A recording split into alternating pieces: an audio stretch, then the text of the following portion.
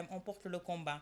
du ñu jéem a xool kan moo tooñ wala kan moo tooñul après en interne on peut le régler mais on se met pas sur la place publique pour di leen dénigrer yaakaar naa ne si yooyu la ñu war a dellu si waat la corporation pour sauver cette corporation là parce que le journalisme. am na benn message boo xam ne danaa la ko liiral ba bala may pare. journalisme du loo xamante ne franchement war nañ ko jël di ko foowee. du ko foowee parce que c'est pas pour rien qu'on dit que journalisme mooy quatrième pouvoir kon tey jii bu ñu nangu que ces politiciens là je vais même pas dire les politiques mais que ces politiciens là nous divisent nous journalistes. mais aw est-ce que xam nga journaliste politiciens yi divisé wu leen de journaliste ñooy diviser seen bopp ñooy diviser seen bopp kii Pape Makhtar dafa am sama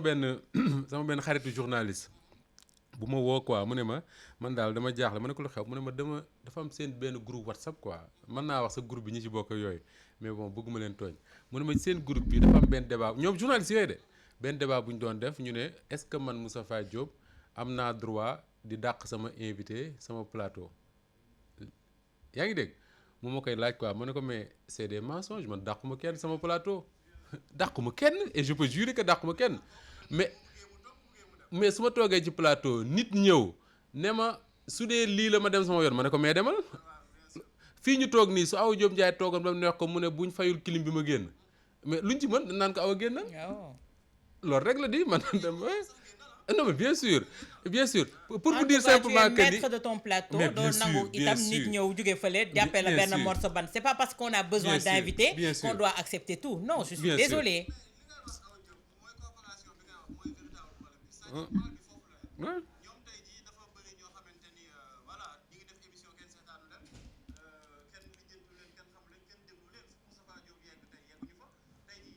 non fi Pape Makhtar yegg yow yaa fi def émission rajo ay 5000 personnes di la seetaan man c'est pas moi waa ji nee na ma s'il vous plaît grand dis à Pape Makhtar Diallo que ces larmes de l'année dernière m'avaient empêché de faire correctement mes examens mais j'ai laissé tomber grâce à Walf on est fier de lui Diallo Diéry voilà.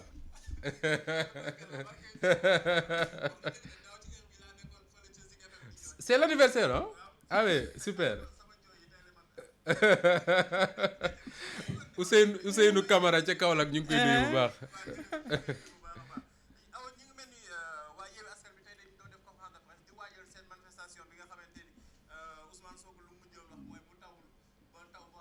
Déluge.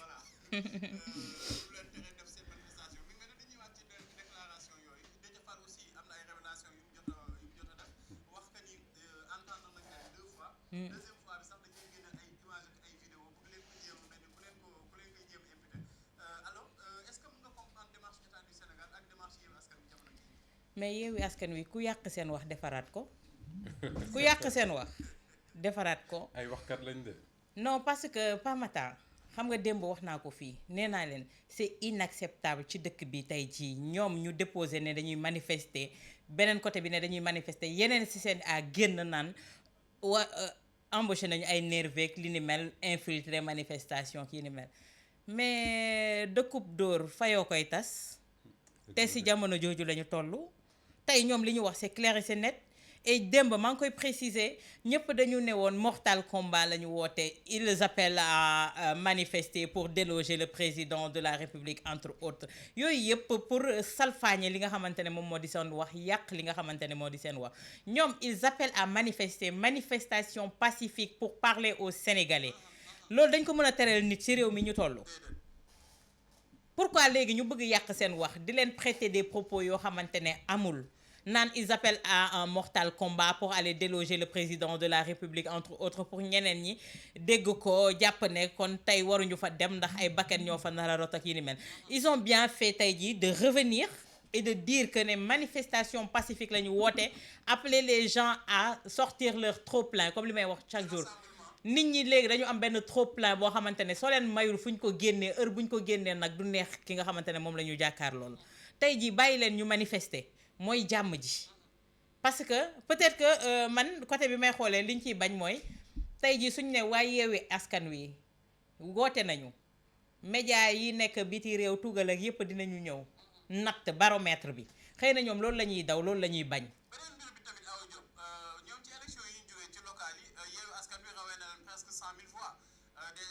à Dakar. À Dakar uniquement.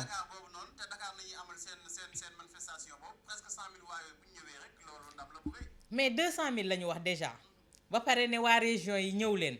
tu vois sur les réseaux sociaux ñëpp ne région yi dinañu ñëw en masse ñu bëri ñi ngi naan ñi ngi quitté Dakar waa Touba yi maa ngi dégg ñu ne ñi ngi quitté Dakar waa Ndar entre autres ñëpp ñee ñi ngi quitté di ñëw ci Dakar kon tey jii peut-être cette réussite là la ñuy bañ les médias internationaux jël ko wane ko à la face du monde ñu wax ne ki nga xamante ne tey jii mi ngi dem ci yeneen dëkk yi wane na dëkkam jàmm fa am te jéem a xool médiation ndekete yoo moom ñu ngi ko naan wuub sàccee muy daw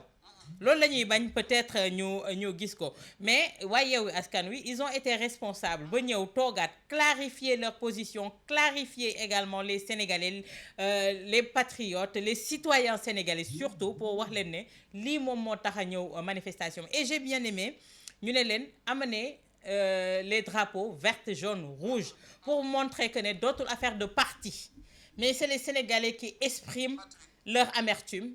di ko wane amul coloration politique boo xamante ni dina ko fës même bu fekkee ne c'est des partis politiques des mouvements citoyens qui se sont regroupés pour amal manifestation boobu Pape tey jii li may xaar de l'autre côté moo di ne leur chef taxaw rappeler leen à l'ordre ne leen lem leen seen kaaka ngeen toog ñii suñu organiser mercredi su leen neexee yéen jeudi ngeen woote sur l'étendue du territoire national parce que 2 poids 2 mesures nag waru fi am j'ai entendu Abass Fall dire que ne Farba Ngom bi mu dajalee ay nitam ba ñu paree dañu def procession dans Dakar est-ce que boobu am nañu autorisation te pourtant ils l'ont fait paisiblement l'opposition n'a pas pipé mot gisee waaw mais c'est même pas pareil sax boobu on peut l'écarter mais tey jii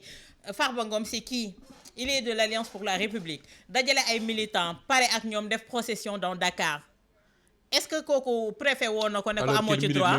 est-ce que dispersé nañ ko loolu yëpp amu ci kon quand d'autres citoyens de l'autre zone bu ñu ko mënee waxee noonu demandent à manifester quand même c'est leur droit le plus absolu man je ne suis plus d'accord ci ère bi ñu nekk qu'on interdise des manifestations amatul sens nit ñi dañu am latitude wane li nga xamante xam nga dañu ñëwoon mois de mars li ñu dencoon seen naqaru xar la ñu génnee ci tali bi mais li ñu denc depuis mois de mars encaissé ko waat est-ce que triplé wu ko wala quadruplé ko tey jii ñu leen di interdire ñu manifester kon leneen ak leneen mën na am te tey nag Pamatar dañu toll foo xamante ne bu fekkee ne ñi ngay waxtaanal ci njëkk ak teraanga toog point de presse amuñu xelu rectifier le tir wala lu dul def la sourde oreille ces manifestations d'envergure là va les réveiller dina nekk benn sursaut ci ñoom jërëjëf Moustapha Diop tey jii maa ngi koy wax léegi Déthié Fall nee na convoqué nañ leen ñaari yoon di leen wan ay vidéo ak ay audio est-ce que comprendre nga démarche police tey jii bu nekkee Pape Makhtar dafa jël benn vidéo di woote à l'insurrection lan moo tere ñoom ñu dem appréhender ko tëj ko yóbbu ko ci daan ko bu nekkee lañ ko war a daan que ñu koy wax waa Yewwi Askan Wi mel ni dañ leen bëgg imputer benn faute boo xamante ni ñëwagul man kay li may comprendre démarche police moom bariwul parce que déjà ñoom loolu ñuy demander ñoom Déthié Fall ak Khalifa Sall ñoom mooy seen liggéey. mais bien sûr c'est-à-dire que ku def ay vidéo di menacer ay nit. ak foo mënti wax dafa nga bokk ñoom ñoo am mission wu. recherche la mais bien sûr jàpp la jaar la ci yoon muy benn. ñaareel ba mooy ñoom ni ñu def ba gis vidéo yooyu. ak audio yooyu ñuy wan ñoom Déthié Fall. war nañ koo def ba gis ne am na ay yeneen i ndaw yu bokk de l'autre camp bien sûr yuy ne ci Facebook bi di publier ay adresse u Khalifa Sall ay adresse Ousmane Sonko ay adresse u Déthié Fall ay fii la Aïda Mbodj dëkk fii la Habib Sy dëkk naan ku taal ñu taal ñooñu également na alkaati yi dem seeti leen ba xool lan moo tax ñu koy def ak fan lañ ko teg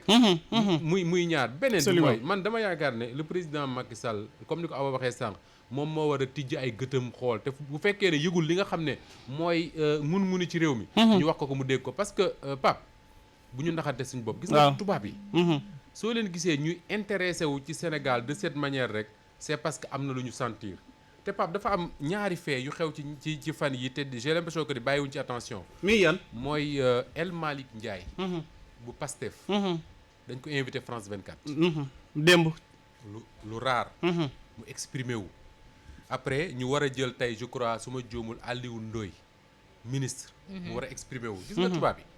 suñ dee def yooyu rek c'est parce que am na lu ñu sentir ne mi ngi naan mais bien sûr Non, ils ont des informations. Exactement. Ils ont des informations que nous n'avons pas. Maintenant, il appartient au gouvernement, au président Macky Sall mu xam lan lañ xam moom te waxuñu ko. ñoom tubaab yooyu. muy beneen bi mooy man du ma comprendre fii ci Sénégal Pape. ñu ne dañuy manifester. Manifester lañ wax de waxum bii sax du marche mais manifester ci benn bërëb la. Assemblée générale populaire lañ ko tuddee. mais mënu ma comprendre ci manifester ñu naan. ku ca dee yaa perte mais lu fi indi dee. vraiment. xam nga bu fekkoon ne dañoo nekk temps wu Lat Joor wala temps wu Alburi. wala buur yéen àndaloon Damel yàgg yooyu. ñu ne dañoo woote tey pour dem xare ji ku mu neex nga taxaw ne ku fa dee yaa perte. mais kenn wootewul xare ci réew mi. wallaahi dañoo wootee manifester fan lañ ko wootee réew moo xam ne dafa indépendant depuis 1960. un réew moo xam ne citoyen yi ko dëkkee c'est des hommes libres. ñun Lat Joor moomuñu Alburi moomuñu. nous sommes des hommes libres et égaux face à la loi wala devant la loi. à partir de cet instant là lan moo war a tax ñu ne dañuy manifester ñu naan ku fa dee yaa perte lan moo fa indi dee. même bu fekkoon ne c'est une manifestation bu ñu autorisé wul ñu dem manifester ko alkaati yi sant ñu leen ñu rey kenn. déedéet. c'est vrai donc waxu ku fa dem dee man laa mënu comprendre beneen booy am na loo xam dañ ko doon wax Ablaye Wade di ko wax opposants yi doon opposé wu ci Ablaye Wade tey ñu koy wax opposants yi te man du ma comprendre jamais mooy souvent dañ naan oui les hommes politiques dañuy woote manifester mais duñ fa yóbbu seen doom yi. mais lu fi indi waxu doom Sénégal gii. homme politique yi à commencer par le président de la République man dama jàpp ne dañoo war a jàpp ne Sénégal gépp la ñu njaboote muy beneen bi mooy respect wala boog ñàkk respect pour la jeunesse sénégalaise mënul weesu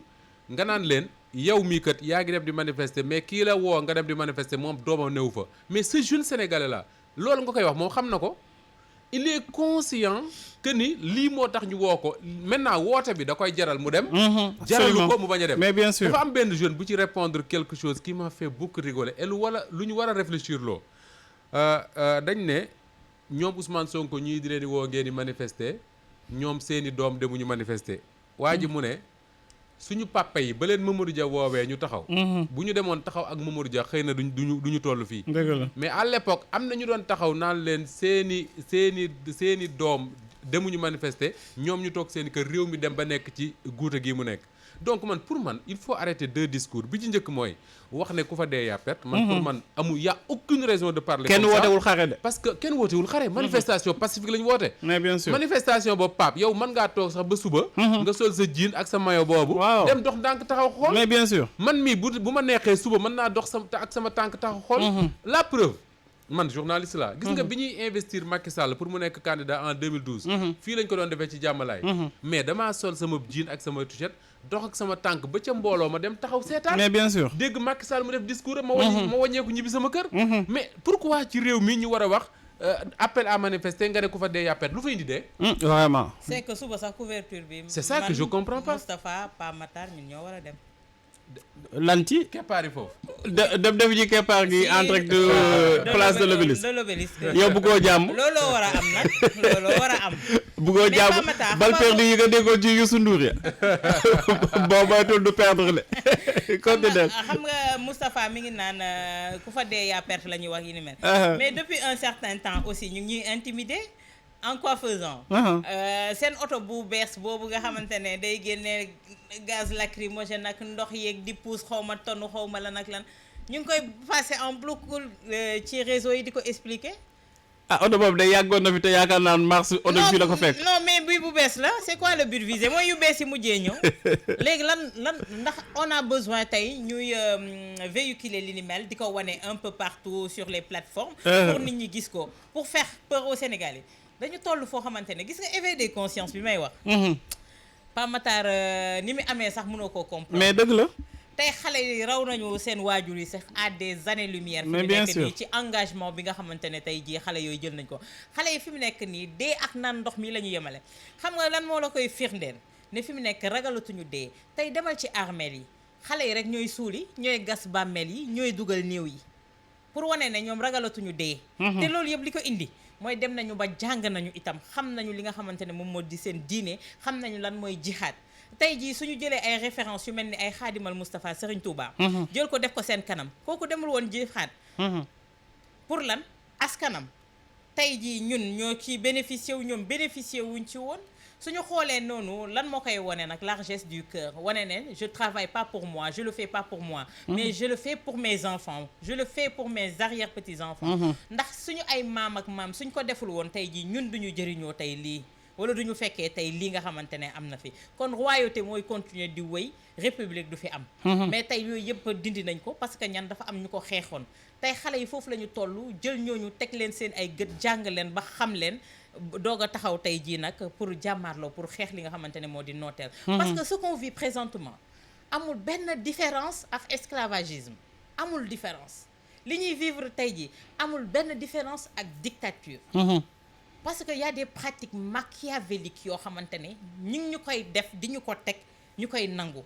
te wallahi ndeysaan Sidi Lamine Niass yàlla na xippee firdaws amiin amiin amiin daf ko yàgg di wax des pratiques machiavéliques ci la ñu jëm te on va vivre ça demoon na ba toog tey jii li ñuy wax borom ñaari tur yi mu doon wax ne dinañu toog ba nga xamante ne jongama moo fiy ëpp doole mu ne nag jongama góor dina ko nekk jigéen dina ko nekk tey on n'est pas en train de le vivre mais bien sûr. et quand il le disait c'était en 2019